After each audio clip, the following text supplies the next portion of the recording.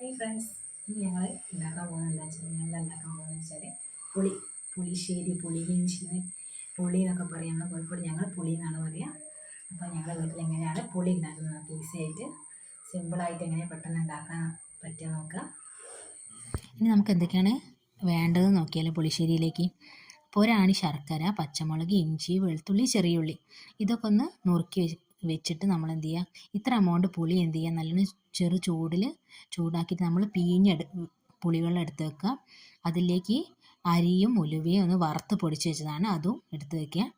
അതിനുശേഷം ഒരു പാന് ചൂടാക്കിയിട്ട് അതിലേക്ക് വെളിച്ചെണ്ണ ഒഴിച്ചിട്ട് നേരത്തെ എടുത്ത് വെച്ച് ചെറിയുള്ളി, പച്ചമുളക്, ഇഞ്ചി, വെളുത്തുള്ളി ഒന്ന് നല്ലോണം മൂപ്പിച്ചെടുക്കണം. അപ്പോൾ മൂത്ത് വരുന്നവരെ നമ്മളൊന്ന് വെയിറ്റ് ചെയ്യണം. അങ്ങനെ ഏകദേശം മൂത്ത് വന്നതിന് ശേഷം അതിലേക്ക് നമ്മൾ നേരത്തെ എടുത്ത് വെച്ച് പുളിവെള്ളം ഒഴിക്കുക. ഒരാണ് ശർക്കര ഇട്ടിട്ടൊന്ന് അതൊന്ന് കുറുകി വരുന്നത് വെയിറ്റ് ചെയ്യുക.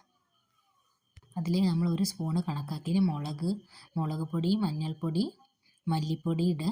അപ്പോൾ നേരത്തെ പച്ചമുളക് ഇട്ടുകൊണ്ട് കൂടുതൽ എരിവ് ആവശ്യമില്ല, കുറച്ച് മുളക് പൊടി കുറയ്ക്കുക. ഇതാ നമ്മളെ പുളിശ്ശേരി ഏകദേശം റെഡി ആയിട്ടുണ്ട്. നേരത്തെ എടുത്ത് വെച്ച ഉലുവപ്പൊടിയും അരിയും കൂടെ വറുത്ത് പൊടിച്ചത് നമ്മൾ ഇതിലേക്ക് ഇടുക. അതിന് ശേഷം ഒന്ന് കുറുക്കി എടുത്തിട്ട് നമുക്ക് എന്ത് ചെയ്യാം, ഒന്ന് കടുക് പൊട്ടിച്ചിട്ടാൽ മതി. അങ്ങനെ പുളിശ്ശേരി റെഡിയായി.